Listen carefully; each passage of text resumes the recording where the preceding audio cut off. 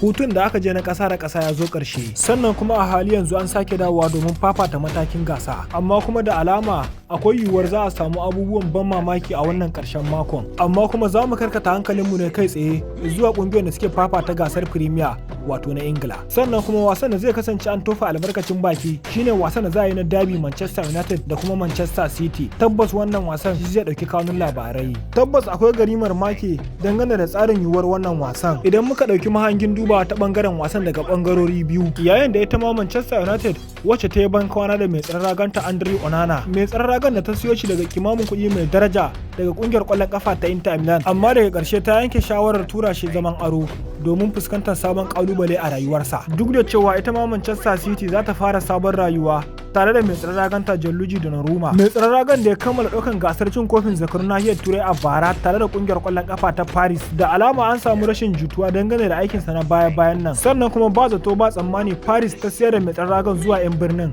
wato City. Kuma alamar tambaya a hali yanzu shin nawa sakamakon wasa za a tashi a lokacin fafatawar za su yi tare da ƙungiyar ƙwallon ƙafa ta Manchester City. Kamar ko da yaushe muna zurfafa bayananmu da kuma tattaro hujja daga kamfanin Opta Super Computer wacce ke bamu bayanai, kaso da kuma kowace lara da kungiyar za ta samu dangane da fanyen nasara. Kungiyar Pep Guardiola din da wato Manchester City ta yi tuntube a wasannin ta biyu na bayan nan, inda ta sha kayi a hannun kungiyar kwallon kafa na Tottenham Hotspur da kuma shan kayin da ta yi na hannun kungiyar kwallon kafa ta Brentford kafin a tafi hutun kasa da kasa, inda ta yi rashin nasara a wasanni biyu daga cikin wasannin ta uku na farko da ta fafata na matakin gasar Premier. Maki uku shine mafi karancin maki da Pep Guardiola ya samu a wasanni uku da ya jagoranci. Lokaci na karshe da kungiyar kwallon kafa ta Manchester City ta yi rashin nasara a wasanni uku na karshe shine tun lokacin da a shekarar 1955. Sannan kuma dangane da hakan babu wanda yake sha'awar a maimaita wannan a wannan karon, amma kuma hakan yana nuna cewa yadda kungiyar ta kasance ba ta da kwanciyar hankali sakamakon yadda suke shirin fuskantar karawa tare da abokiyar hamayyar su ta Red Devil